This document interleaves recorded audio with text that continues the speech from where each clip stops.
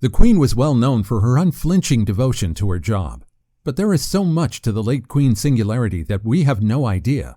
So we made a list of the top 12 things that only Queen Elizabeth was allowed to do when she was alive. Let's dig in. Number 12. Own a unique wardrobe like no other. Yes, the Queen rarely wore the same clothing in public. It may surprise you that this was one thing only Her Majesty could do. The late Queen's wardrobe was unique to her. Imagine owning a wardrobe of 1 billion outfits that no one else in the world had. That's true power. The woman was a force to reckon with, even in fashion. And given how frequently she appeared in public, that's a lot of costumes. Her staff kept a record of what she wore to guarantee that it isn't duplicated. Have you ever noticed how the Queen's garments were always brightly colored? This was to guarantee that she got noticed, and she also had an umbrella to complement every outfit. She was, after all, the Queen of England, where it rains a lot, so an umbrella followed her on every occasion. The woman's fashion sense was unrivaled, and she knew how to flaunt it. Have you ever wondered if her shoes as well are never repeated? Pretty sure she had like 1 billion shoes, considering how long she lived. Number 11. Travel anywhere in the world. No passport required. Have you ever imagined waking up one random morning, deciding to fly to a nation like Mauritius, arriving at the airport without being questioned for a passport or identification and simply boarding any random airline? That has to be the most delightful thing on the planet. But unfortunately, only Her Majesty the Queen had that power before she passed. One of the Queen's special rights was the ability to travel without a passport.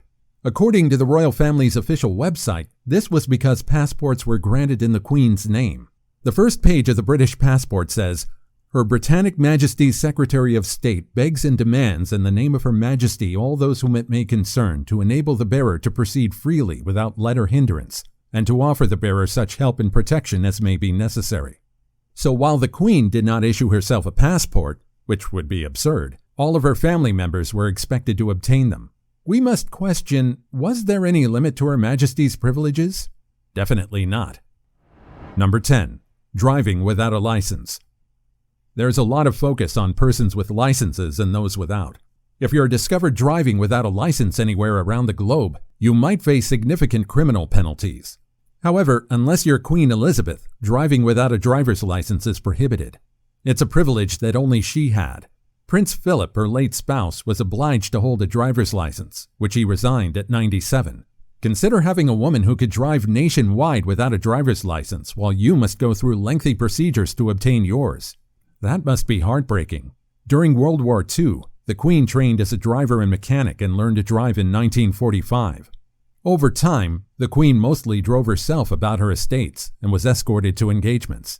She appeared to like Land Rovers and Range Rovers, but she also owned Bentleys and Jaguars. If I had that power, I'd probably be drifting my way all over England while the police watch. What a classy rule she was. Number 9. Being absolved of paying taxes. Taxes are one of man's well-known foes. I'm sure some of you despise taxes and the prospect of paying them. You truly want your salary in whole without any deductions, not to mention the percentages you'd have to pay to have a coffee and bread at a restaurant. But as you're well aware, this applies to everyone on the planet except one person. Yes, you got it, Queen Elizabeth. One of Queen Elizabeth II's surprise advantages while alive was that she was not obligated to pay taxes. After all, part of those taxes funded her lavish lifestyle. Since 1992, the Queen has willingly paid income and capital gains taxes. That speaks much about her commitment to her duty as Commonwealth leader. She showed decency and grace throughout her acts, including her willingness to pay taxes when she was alive. Why would somebody be granted such luxury, yet choose to pay taxes? Well, I assume that's why she was Her Majesty the Queen, the woman without flaws. What was her tax percentage if she did pay taxes? I'm quite sure it was less than the average citizen's. Number 8. Open Parliament sessions. She was the Queen of England, the country's longest reigning monarch and political leader. And guess what?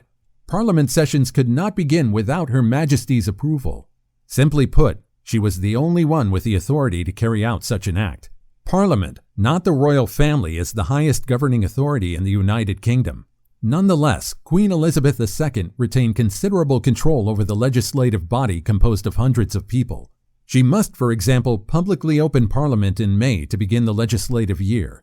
The Queen during her reign must lead a procession through the royal gallery at the Palace of Westminster, wearing the imperial state crown, and deliver a ceremonial speech to both houses of Parliament during the event. This is the only ceremonial occasion that brought together the House of Lords, the House of Commons, and the late Queen. Number 7. Legitimize laws. Although Parliament had the authority to establish laws, the Queen had to sign off on any proposed legislation before it became law. So this technically means that if the Parliament makes a law that did not favor Her Majesty, she could prevent it from becoming official. What a powerful woman. She must offer royal assent, which implies she must accept or reject the proposed law. However, this authority to reject legislation rarely comes into action. The last time a monarch refused to grant royal assent was in 1708, when Queen Anne vetoed legislation to re-establish the Scottish militia. Her late Majesty was the law, and I guess when God ordains you to rule, you're above every rule a parliament filled with men made. Number 6. Pardon criminals. Queen Elizabeth II had the authority to give a royal pardon to anybody guilty of a crime if she so desired. This was another ability she rarely used. The original objective of royal pardon was to offer relief from the now-defunct death punishment. The tradition of royal pardon is less prevalent nowadays, although the Queen used it in 2013 to offer a posthumous pardon to World War II codebreaker Alan Turing. It can also lessen jail terms, as it did in 2001. 2 convicts at a South Wales jail acted quickly to save the life of a prison worker who a wild boar had mauled. The king decided their valor had earned them some time off their sentences. If anyone ever faced jail time, you'd have to pray that God talked to the Queen to have them released if that ever happens. Number 5. Issue passports. Remember how the Queen was the only individual capable of traveling without a passport? Well, it's only fair that you give yourself some liberty and freedom to do things like not requiring a passport to travel.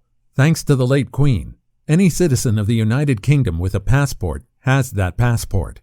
The Queen herself didn't usually issue them directly, though. Ministers would usually be the ones to issue passports on her behalf. Every British passport is issued in her name. She also has the power to withdraw them. So whenever you're traveling, don't do anything the late Queen wouldn't do, like speaking ill of her. If you dare to criticize the late Queen, your passport will be cancelled. I'm kidding, but please do not disregard Her late Majesty. Number 4. Command the armed forces. Yes, the Queen was Commander-in-Chief of the whole military force of the United Kingdom. Before formally entering the armed services, all British troops took an oath to the Queen. Imagine having 1,000 troops vow their allegiance to you. That's a significant amount of power. However, with authority to lead an army comes the authority to transfer that authority. The Queen could delegate the office of Commander-in-Chief to another government official, most usually the Prime Minister or the Secretary of State for Defense. But of course, it cannot happen unless the late Queen agrees. So you don't want to irritate the Commander-in-Chief. In any case, she was the commander, which means she had the authority to declare war or not. Number 3. Declare war. Not only could the late Queen declare war on foreign nations, but she was also the only person in the UK with the authority to do so. She did not, however, have ultimate power. This capability is only applicable in instances of all-out battle, and Parliament, the Prime Minister, and the rest of the government would have to approve it. Queen Elizabeth II had never declared war throughout her whole reign. The previous monarch to do so was Elizabeth's father, King George VI, who declared war on Nazi Germany in 1939. She was more of a gentle soul. Number 2. Dissolve Parliament. The Queen also had the power to dismiss everyone in the House of Commons and conduct a fresh election with wholly new MPs if she so desired during her reign. Although she never utilized this power, even if she did, it wouldn't cause as much disruption as you might assume. The government would be undisturbed, including the Prime Minister and Cabinet. The last time a king dissolved Parliament was in 1830, and such a move today would almost certainly be widely condemned by the public. But of course, it all boiled down to Her late Majesty deciding whether to dissolve her Parliament.